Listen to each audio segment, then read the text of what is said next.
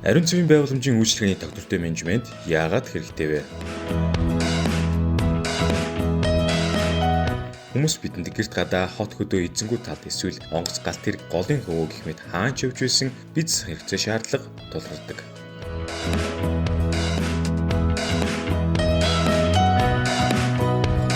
Харин бидний бизнесний дараа ялгцыг хаана хүрээд дуустдаг вэ?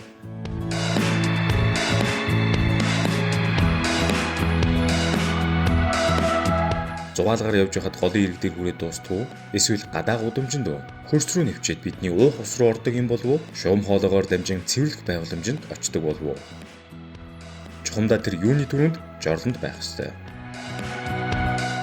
Харин төвлөрсөн бохирын систем толгодоогүй бол өтгөн ялгцсан нэвчилтгүй битүү нөхөн жорлонд эсвэл септикт хадгалагдаж байгаад бохир цэвэрлэх байгууламжинд тээвэрлэгдэн очиж аюулгүй болох ёстой.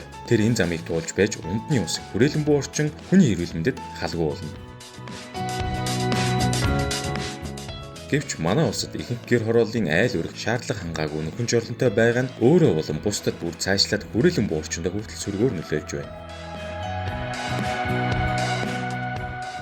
Таархан нөхөн жорлон нь үнэртэй тав дохгүй хүйтэн унах аюултай хөгшөж хүүхдэд тохиромжгүй шүн бицэсгэд таагүйгээд олон асуудал бэрхшээлийг айлын эзэн өөрөө мэдэрдэг.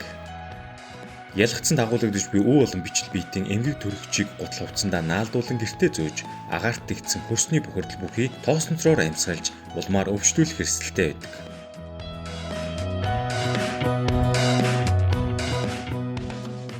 Харин гэр хороолд энгийн нөхөн жорлонгийн ялгац хөрс рүү нэвчин бохирдуулдаг. Өвчин өсгөгч бичил биетний амьдралд ус чийг зайлшгүй шаардлагатай байдаг учраас хөрсний шингэн тэдний хөдөлгөөнд харахад чухал ач холбогдолтой. Эдгээр нь усны хамт хөндийн хүчний нөлөөгөөр доошлон хөрс чулуулгын нүх сүгийг дүүргэн нэвчиж улмаар уух ус руу нэвтрэн ордог. Таархан нөхөн жорлонгийн тоо нэмэгдэхин хэрээр өтгөн ялгцын учруулах нөлөө нь нэг хашааны асуудал биш. Нийт хотын хүн амын эрүүл мэнд, хүрээлэн буй орчны асуудал болж байна. Иймд гэр хорооллын өрхийг төвлөрсөн бохирын системд холбох стандартын шаардлага хангасан хүчтгсэн доторлоготой нэвчилтгүй нөхөн жорлон болон септик зэрэг ариун цэврийн байгууламжийг нэвтрүүлэх замаар асуудлын гарцыг бий таах ёстой.